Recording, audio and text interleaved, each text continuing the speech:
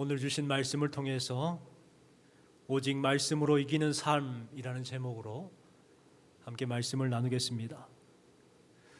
어느 좋은 집안의 청년이 취직을 하기 위해서 대기업에 입사 서류를 넣었습니다. 서류 심사를 했는데 괜찮은 거예요. 그래서 면접을 받게 되었습니다. 청년은 떨리는 마음으로 면접관 앞에 섰게 되었고, 면접관은 이 청년에게 자기소개를 해보세요 하고 요구를 했습니다. 이 청년은 힘이 있게 기다렸다는 듯이 자기소개를 시작했습니다. 네, 저의 아버지는 시청에서 일하시는 공무원이십니다. 저희 어머니는 교편을 잡고 계시고 외삼촌은 변호사입니다. 저희 할아버지는 장군으로 예편하셨고, 그리고 누나는 이라고 할 때에 면접관이 그만 멈추세요 이렇게 말합니다. 청년이 깜짝 놀랐어요. 자기소개를 하려고 하는데 멈추라는 거예요. 면접관이 청년에게 이렇게 말했습니다. 지금 우리가 알고 싶은 건 당신의 부모님이나 친척이 어떤 사람인가가 아니라 바로 당신이 어떤 사람인가를 알고 싶습니다. 다시 한번 자기소개를 해보세요 이렇게 말했어요. 그랬더니 청년이 말을 못하더래요. 여러분, 이 이야기에서 우리가 한번 깊이 생각해 봤으면 좋겠습니다. 우리가 예수님 믿는 것도 동일하죠. 그런데 우리가 구원을 얻는 것은 내 믿음으로 내가 구원을 얻는다는 것입니다. 내 아버지가 목사님이고 내 형제가 장로님이고 권사님이어서 내가 구원받는 것이 아니라 바로 나의 믿음으로 내가 구원받는다. 이것을 꼭 기억해야 합니다. 그렇기 때문에 우리는 늘 우리의 믿음을 점검해야 합니다. 나의 믿음을 살펴야 하고 혹 내 믿음이 잘못된 믿음으로 가고 있지 아니한가 살펴야 하는 것이죠. 오늘은 사순절 첫 번째 주일입니다. 여러분, 사순절 기간은 어떤 기간입니까? 바로 내 신앙을 돌아보는 시간입니다. 내 믿음을 점검해 보는 시간입니다. 그래서 다시 한번 부활신앙으로 회복하는 기간이 사순절이죠. 사순절 기간을 통해서 다른 사람의 신앙에 대해서 걱정해주고 점검해주는 그러한 시간으로 삼는 것이 아니라 내 믿음을 점검하고 살피는 시간으로 삼는다. 이것이 바로 사순절 기간이 되어야 합니다. 오늘 말씀을 살펴보면 예수님께서는 공생애를 시작하기에 앞서 40일 동안 금식하셨습니다. 그리고 마귀에게 시험을 받으셨습니다. 그 내용이 오늘 본문 말씀이죠. 성경의 40일은 준비하는 기간이고 그 40일을 어떻게 보냈느냐에 따라서 다른 결과를 낳았습니다. 여러분, 우리도 사순절 기간 약 40일을 이제 보내게 될 것입니다. 여러분, 이 40일을 어떻게 보내시겠습니까? 그냥 평상시대로 일상생활대로 하며 지내시겠습니까? 아니면 여러분의 믿음의 성장을 위해서 노력하시겠습니까? 우리는 사순절을 어떻게 보내야 될까? 오늘 주신 말씀에 예수님에게서 발견할 수가 있습니다. 오늘 1절 말씀에 보면 예수님은 성령의 충만함을 받았다는 것을 알 수가 있습니다. 1절 말씀을 같이 한번 읽어보겠습니다. 예수께서 성령의 충만함을 입어 요단강에서 돌아오사 광야에서 40일 동안 성령에게 이끌리시며, 예수님께서는 먼저 성령의 충만함을 받으셨습니다. 그리고 성령의 이끄심을 받았다라고 기록을 하고 있습니다.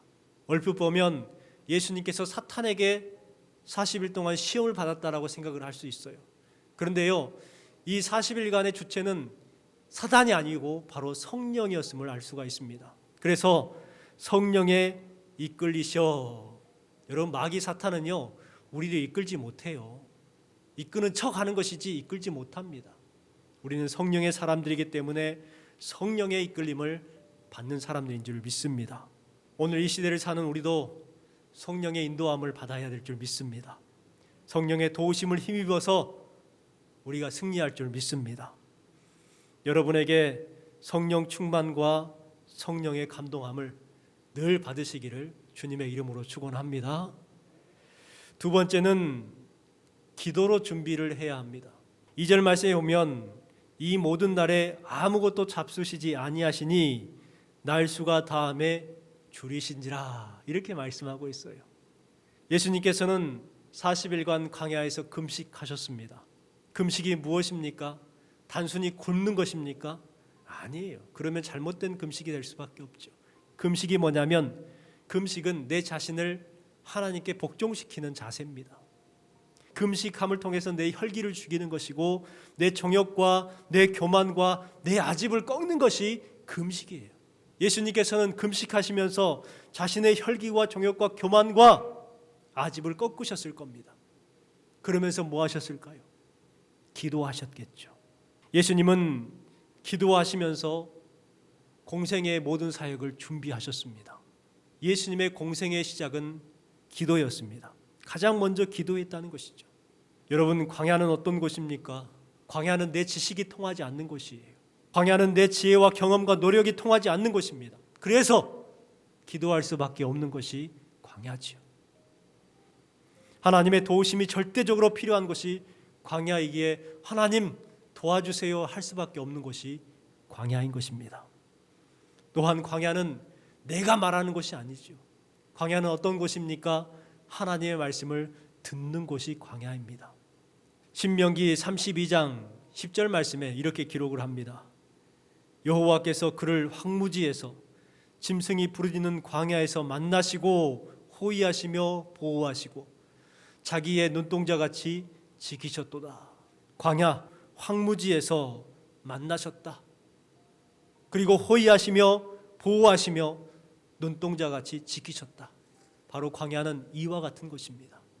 광야는 아무것도 없는 것 같은데 그곳에 하나님이 계시고 그 하나님을 만날 수 있는 곳이 되고 하나님의 보호하심과 함께하심을 알 수 있고 깨달을 수 있는 장소가 바로 광야지요.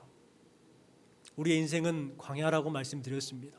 광야에서 가장 큰 비극은 고통스러운 환경이 아니더라고요. 가장 큰 비극이 뭐냐면 그곳에 계시는 하나님을 만나지 못하는 것이 가장 큰 비극이죠. 우리 인생들은 모두가 다 광야를 걷고 있습니다. 그런데 어떤 사람은 하나님을 만나는데 어떤 사람은 하나님을 만나지 못해요. 과거 우리 성도들은 기도를 많이 했어요. 어머니의 기도가 있었기 때문에, 아버지의 기도가 있었기 때문에 우리나라가 이렇게 성장하고 발전하고 있지 않는가 생각을 합니다. 누구도 부인할 수 없죠. 과거에는 농사를 하면서 그렇게 피곤하고 힘들게 일을 하면서도 저녁에 나와서 기도했고 새벽에 나와서 기도했어요. 그 기도하는 기도의 소리가 교회 밖에서도 통성하며 기도하는 소리가 들렸습니다. 울부짖으며 기도했죠. 그런데 지금은 어떻습니까? 지금은 기도하지 않습니다. 먹고 살면 해줬고 기도 안 해도 그냥 살 것 같이 생각이 되는 것. 그리고 조금만 피곤하면 건강 생각해서 피곤하다고 기도하지 않지요. 그 결과 어떻게 됐습니까?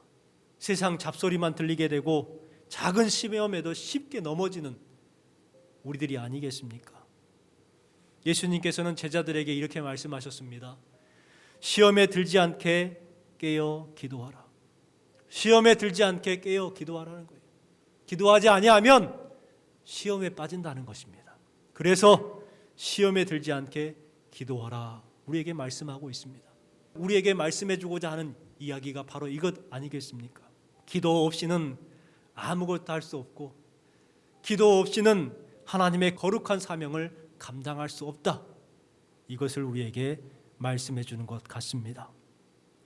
세 번째는 말씀으로 이겨내야 합니다. 첫 번째가 뭐였어요?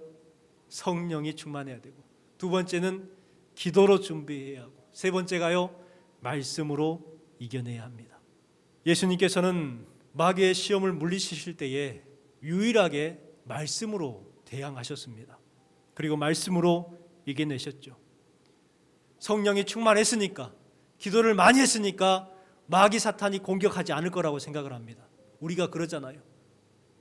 나는 성령이 충만하고 금식하며 기도했던 사람이고 기도를 많이 하기 때문에 나한테 시험이 없을 거라고 생각한단 말이에요. 그런데 여러분, 예수님께서 성령이 충만했고 기도하셨을 때에 마귀가 안 왔습니까? 마귀는 공격했어요. 말씀으로 대항했을 때에 그 마귀 사탄의 공격을 이길 수가 있었습니다. 사단의 권세는 오직 말씀으로만 이길 수가 있는 것이지요. 그렇기 때문에 우리는 말씀으로 무장되어 있어야 합니다. 우리가 말씀을 의지할 때에 얻게 되는 승리가 오늘 주신 말씀의 핵심입니다. 예수님께서 말씀으로 사단을 대적했을 때에 유혹들을 다 이길 수가 있었죠. 우리가 말씀을 의지했을 때 어떤 승리를 할 수 있느냐? 먼저는 물질의 유혹으로부터 승리할 수가 있습니다. 마귀가 이르되 내가 만일 하나님의 아들이거든 이 돌들에게 명하여 떡이 되게 하라. 예수께서 대답하시되 기록된 바 사람이 떡으로만 살 것이 아니라 하였느니라. 마귀의 첫 번째 시험은 먹는 것에 대한 시험이었어요. 마귀는 예수님의 약점을 알고 있었습니다.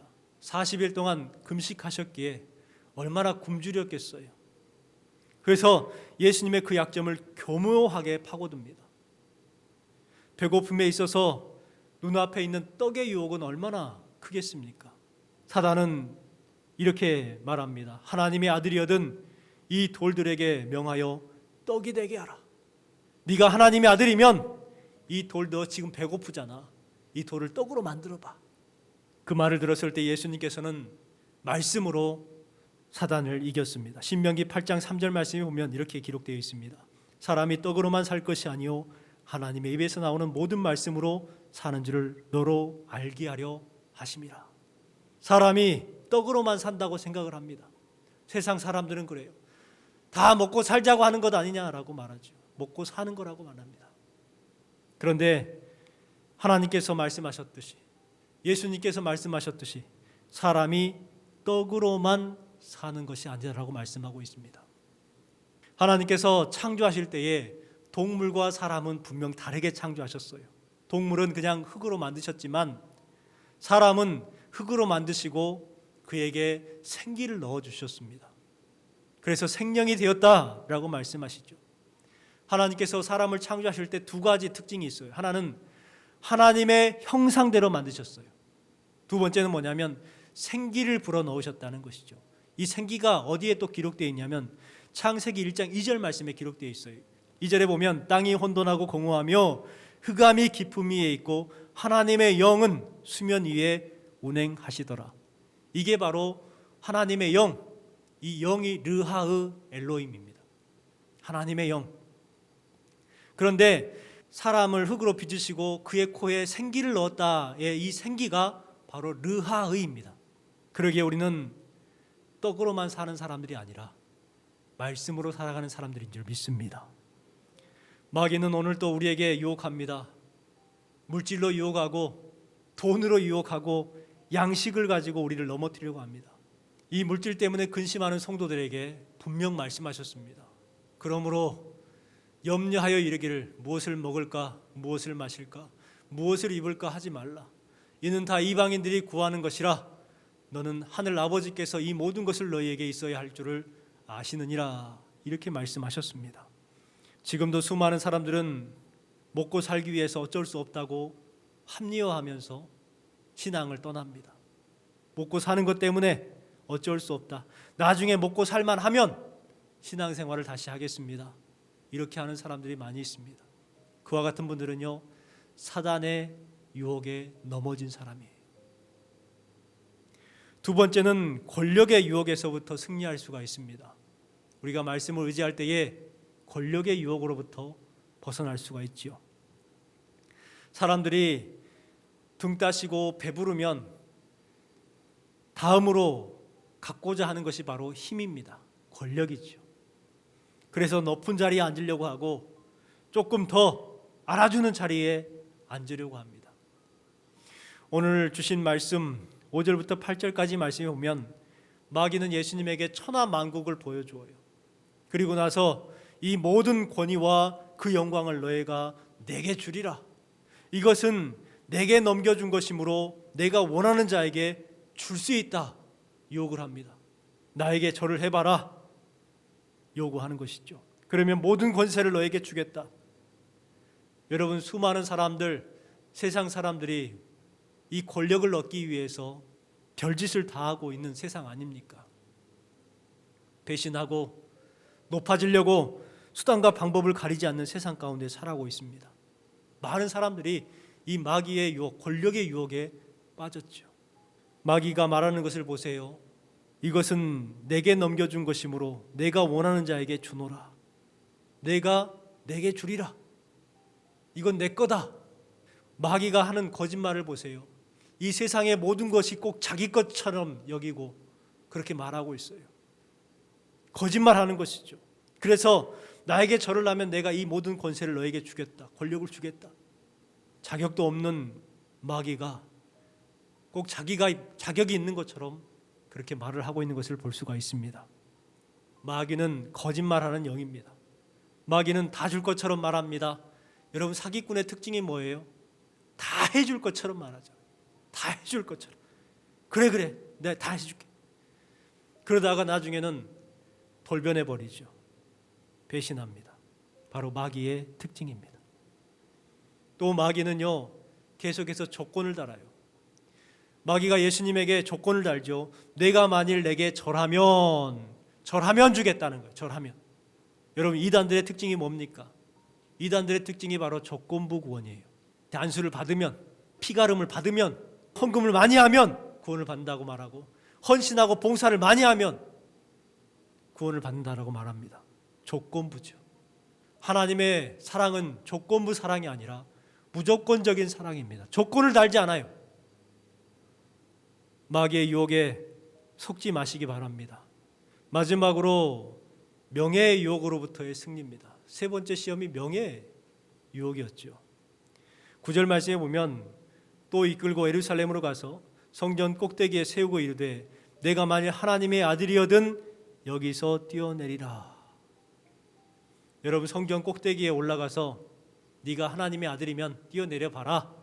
그러면 성경에 기록된 대로 천사가 너를 받쳐줄 거야. 네가 만약 하나님의 아들이라면. 예수님께서 받으신 시험 가운데에 첫 번째, 두 번째 유혹도 참 힘드셨겠지만 마지막 세 번째 유혹은 가장 힘들었을 겁니다. 예수님은 하나님의 아들이었고 하나님과 동등된 분입니다. 그러기에 하나님이시죠. 마귀가 말한 것처럼 뛰어내렸을 때에 천사들이 바칠 것은 당연하죠. 그렇기 때문에 내가 누군데 하면서 예수님께서는 그 자리에서 사단의 요구처럼 할 수도 있었을 겁니다. 사람들이 가장 많이 빠지는 유혹이 바로 이런 유혹 아닙니까? 조금만 나를 무시하고 조금만 나에게 손해가 되는 말을 했을 때 내가 누군데 하면서 떠들지 않습니까? 큰 소리 지르잖아요. 말씀을 묵상하면서 가수 박진영 씨의 노래가 저에게 들렸습니다. 노래를 불렀는데 하프타임이라는 노래를 부르더라고요. 그 가사가 이렇습니다. 더 빨리, 더 높이, 더 멀리 미친 듯이 정신없이 달린 내 인생의 뜨거운 전반전. 나 같은 놈이 여기까지 올라온 건 놀라운 반전의 반전. 정말 열심히 살고 싶어서 돈과 인기를 얻으면 예쁘고 멋진 여자도 없고 하고 싶은 일만 고르면 그것만 하고 살 수 있으면 성공인 줄 알았어.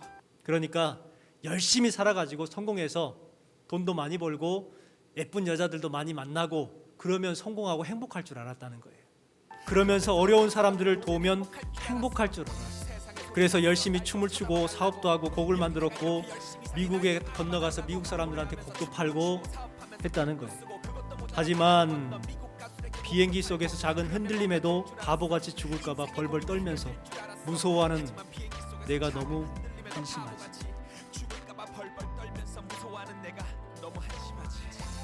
그렇게 떵떵거리고 성공했는데 비행기의 작은 흔들림에도 죽을까 봐 벌벌 떨었다는 거예요. 그래서 한심했다. 그리고 이렇게 말합니다. 갤럭시를 똑바로 쓰려면 삼성에게 물어보고 아이폰을 똑바로 쓰려면 애플에게 물어보듯이 인생을 똑바로 살려면 인간 만든 사람을 찾아, 세상을 똑바로 살려면 세상 만든 사람을 찾아 물어보는 게 당연한 이치인데 그동안 내가 뭘 한다고 떠들어댔는지 부끄러워. 만나서 물어보고 믿고 또 믿어지면 그때부터가 사는 거야. 믿고 또 믿어지면 그날이 내 생일이야. 그동안에 자기가 꼭 잘난 것처럼 뭘 좀 안 것처럼 떠들어대며 살았다는 거예요. 그런데 부끄럽다는 것이죠. 그러나 그는 결론적으로 이렇게 말합니다. 만나서 물어보고, 누구를 만나서 물어보고?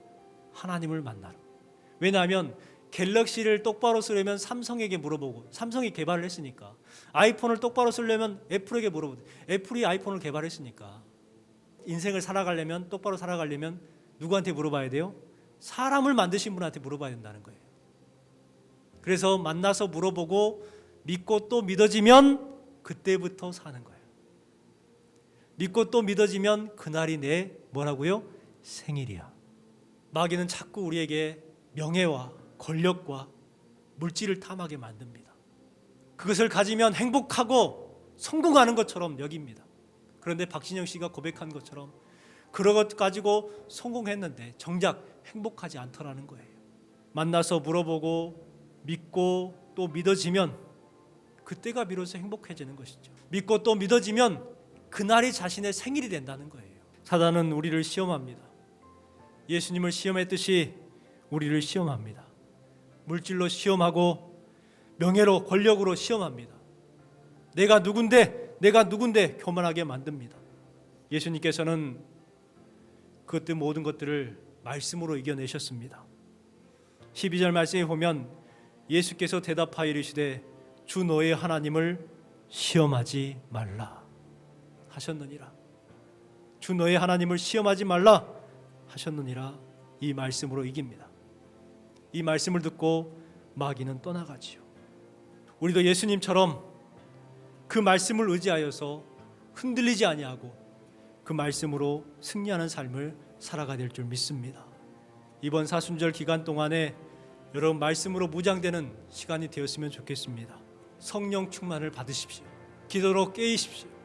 말씀으로 무장하십시오. 견고하여 흔들리지 않는 여러분의 믿음, 시험을 능히 이길 수 있는 여러분의 믿음이 되시기를 주님의 이름으로 축원합니다.